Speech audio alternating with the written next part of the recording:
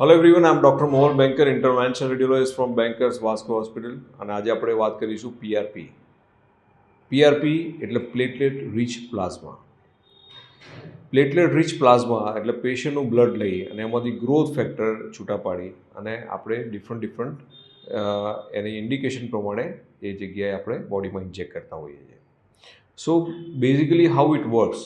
સો આપણે જ્યારે માનો કે કંઈ વાગે છે, નાનો ઘા પડે છે, તો એ ઘા ધીમે ધીમે રૂજ આવી જાય છે. કેમ આવે છે?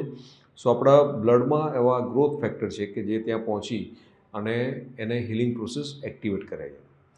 સો આ જ ગ્રોથ ફેક્ટરને એક સ્પેશિયલ પ્રોસેસથી છૂટા પાડી અને જ્યારે તમે જે જગ્યા ઇન્ડિકેશન છે એમાં તમે ઇન્જેક્ટ કરો તો it works very well.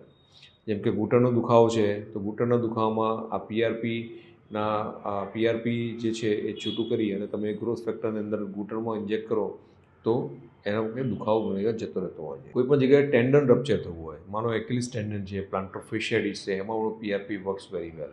It depends કે જ્યારે તમારે કયા ઇન્ડિકેશનથી તમે વાપરો છો એ પ્રમાણે પીઆરપીના જુદા જુદા રોલ્સ આવે છે.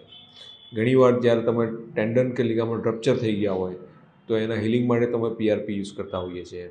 ઘણીવાર ઓસ્ટિયોઆર્થરાઇટિસ ઓફ ની જોઈન્ટ હોય તો એની અંદર પણ PRP works very well.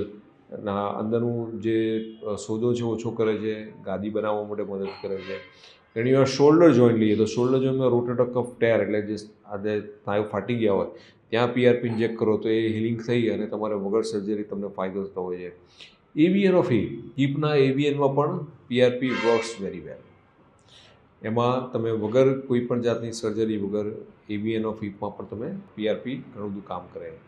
So PRP is basically growth factors we can use, અને એ પોતાના જ પેશન્ટના જ બોડીમાંથી આપણે બ્લડમાંથી લઈ અને છૂટું પાડીને ઇન્જેક્ટ કરીએ. સો ઘણીવાર તમે હેરફોલ થતો હોય તો એ હેરફોલ અટકાવવા માટે પણ પીઆરપી છે એ તમે સ્કાલ્પમાં ઇન્જેક્ટ કરો તો હેરફોલ અટકી જતો હોય.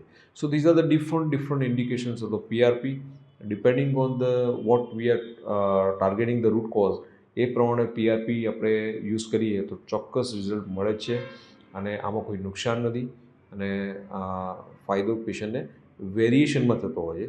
ઘણીવાર આપણે સ્નાયુ બહુ જ ફાટી ગયો હોય, ટોટલ કમ્પ્લીટ ટેર હોય અને પીઆરપી ઇન્જેક્ટ કરીએ તો એનું એક લિમિટેશન્સ હોય, પણ પાર્શિયલ ટેર હોય તો એમાં ઘણું સારું રિઝલ્ટ મળતું હોય. So results may be variable, but પીઆરપીનો જે બેઝિક ફંક્શન છે એ હિલિંગ પ્રોસેસ એક્ટિવેટ કરવાની છે અને it works very well in many joint pains, many ligament tears and many other situations.